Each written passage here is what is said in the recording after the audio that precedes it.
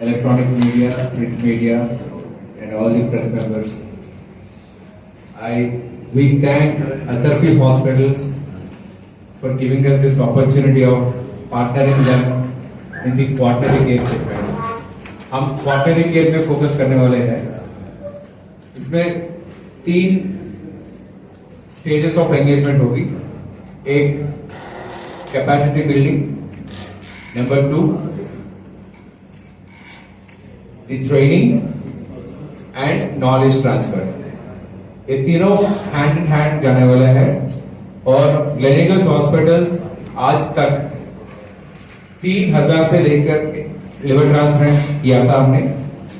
Almost 125 heart transplant किया गया था.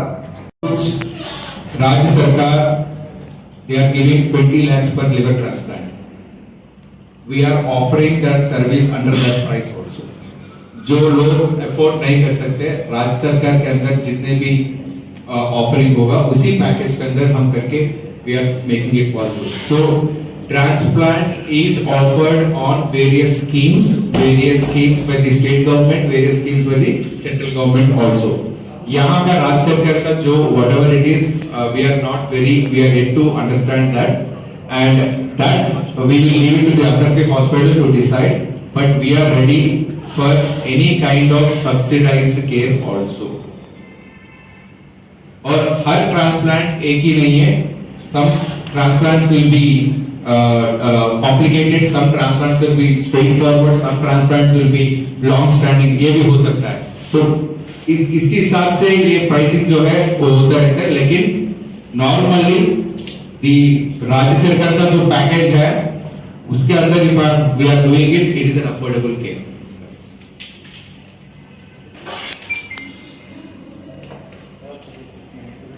चेन्नई से हूँ. I work in the capacity of Chief Executive Officer for Hyderabad and Chennai Cluster Clinicals Hospital. We have come to Jharkhand today, Dhanbad, to enter into an MOU with Asarfi Hospitals under the leadership of Shri Harinder Singh Ji.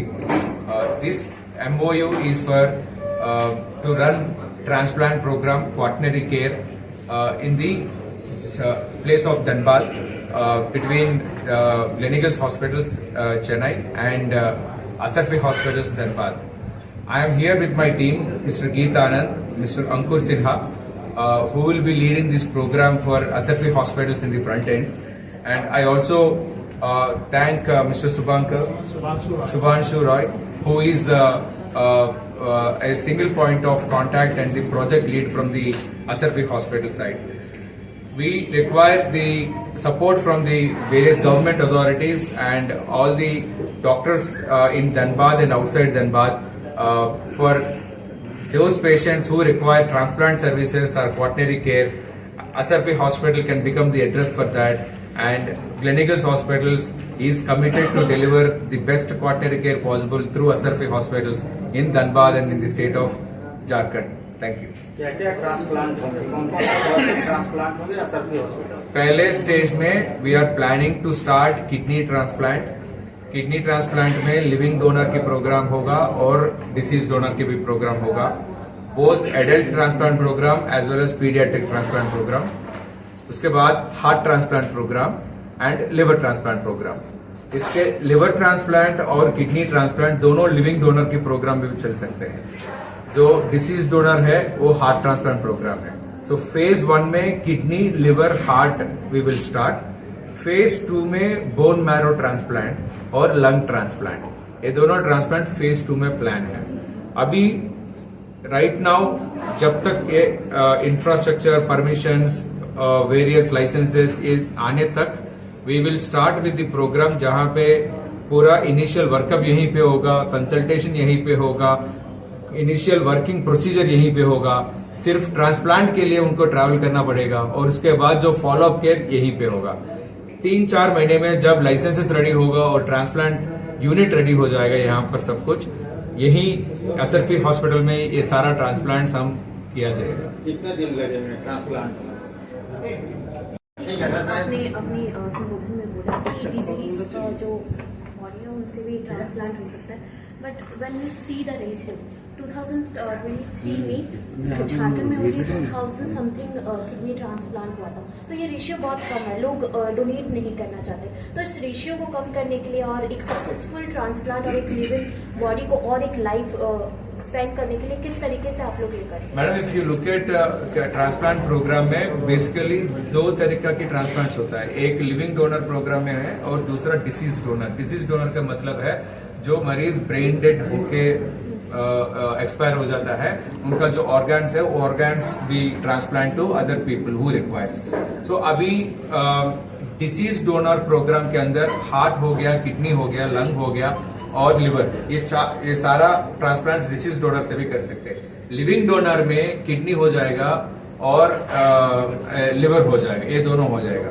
Now ये awareness जो है, ये awareness के लिए इसलिए तो मैं पूछा था, we need support from press, we need support from government, we need support from all the practitioners in the state of Jharkhand। ये जो प्रोग्राम है, ये प्रोग्राम सिर्फ सबके ये टीम वर्क जैसे चलना चाहिएगा, एक से नहीं होगा और दो से नहीं होगा। It needs a contribution by every person in the state so that the maximum organ donation happens or lot of people can get benefit out of।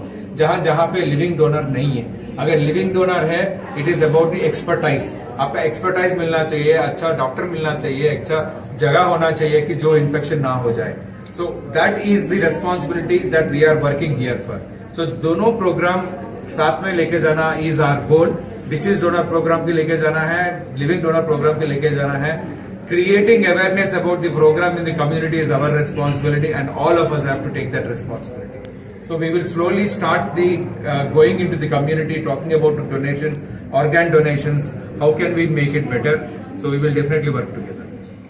Narendra sir, जो एमओयू हुआ ऑर्गन ट्रांसप्लांट, पोस्ट को लेकर के क्या कुछ है और गरीब तबके के लोग झारखंड में ज्यादा कैसे इसको देखें? जैसा कि आपको बताया गया डॉक्टर साहब के द्वारा कि बहुत इस खर्चे को हम लोग इस ढंग से प्लान करेंगे जो कि लोग करा पाए।